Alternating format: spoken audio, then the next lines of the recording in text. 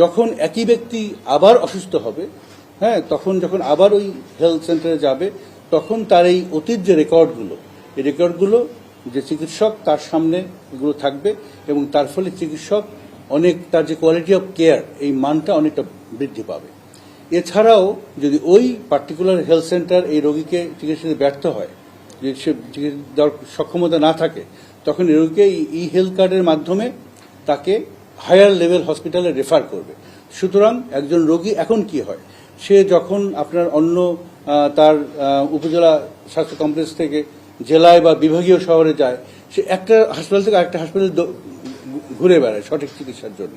সে অনেক সময় দালালের খপ্পরে পড়ে, প্রতারিত হয়। এই ই হেলথ কার্ড থাকলে পরে সঠিকভাবে যখন রেফার্ড হবে, সে জানবে যে কোন হাসপাতালে কোন বার কয়টার সময় যেতে হবে, তাকে বসে থাকতে হবে না, তাকে দালালের খপ্পরে পড়তে হবে না, এবং তাকে তার যে কোয়ালিটি অফ কেয়ার চিকিৎসা, এটা অনেক ভালো চিকিৎসা সে পাবে। হেলথ কার্ড থাকবে। এই হেলথ কার্ডের মাধ্যমে কয়েকটা কাজ হবে।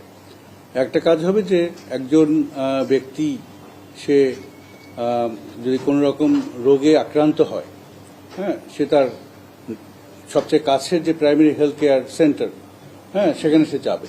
ওখানে গেলে তার ই হেলথ কার্ডটা যখন আপনার মেশিন দিয়ে রিড করবে, তখন তার সকল তথ্য ওই ইন্টিগ্রেটেড পেশেন্ট ম্যানেজমেন্ট সিস্টেমের মধ্যে চলে যাবে, সেখানে রেকর্ডেড থাকবে।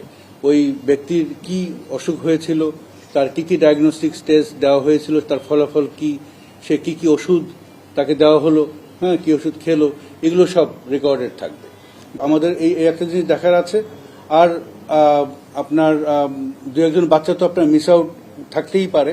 আর হামের সংক্রমণ ক্ষমতা কিন্তু কোভিডের চাইতে প্রায় 9 গুণ বেশি, এটা অনেক বেশি সংক্রমণ ক্ষমতা।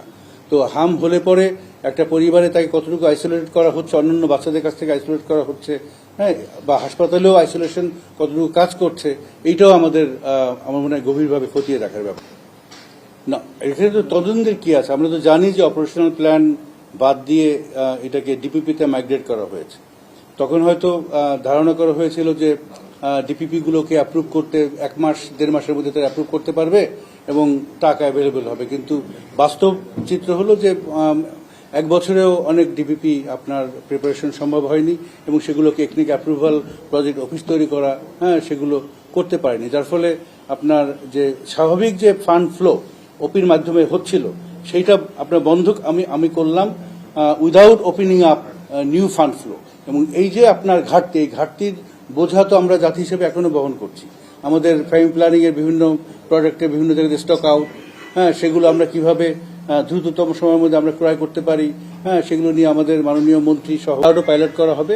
তো ওখানে আমরা দেখব যে এখানে আপনার টেকনিক্যালি সবকিছু ঠিক আছে কিনা, যদি ঠিক থাকে এটা আমরা খুব দ্রুত সময়ের মধ্যে আমরা রেস্ট অফ দ্য কান্ট্রিতে স্কেল আপ করব। না, এটা ব্ল্যাঙ্কেট অ্যাপ্রোচ। এখানে আপনার সাধারণ বা অসাধারণ কোনো কথা না। প্রতিটি নাগরিকের হেলথ কার্ডে অ্যাক্সেস থাকবে, হ্যাঁ, এবং পর্যায়ক্রমে সবাই হেলথ কার্ড পাবে। তো এই যে প্রকল্পটা একনেকে অ্যাপ্রুভাল হতে যাচ্ছে, এইটা প্রায় $45 মিলিয়ন একটা প্রকল্প। এই 45 মিলিয়নের মধ্যে এশিয়ান ডেভেলপমেন্ট ব্যাংক দিচ্ছে প্রায় $15 মিলিয়ন মতো, আর বাদ বাকি বাংলাদেশ সরকারের কন্ট্রিবিউশন। আমাদের যে ন্যাশনাল যে ক্যাম্পেইনটা আমরা করলাম, এমার্জেন্সি ক্যাম্পেইন ভ্যাকসিনেশনের, এই টার্গেট গ্রুপ ছিল 6 মাস থেকে 5 বছর বয়সের বাচ্চারা।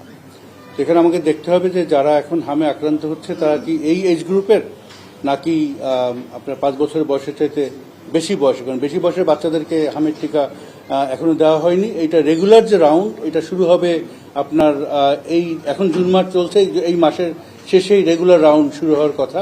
তখন আপনার অন্য বাচ্চারাও, আমার মনে হয় 10 বছর বয়স পর্যন্ত বাচ্চারা হামের টিকা পাবে।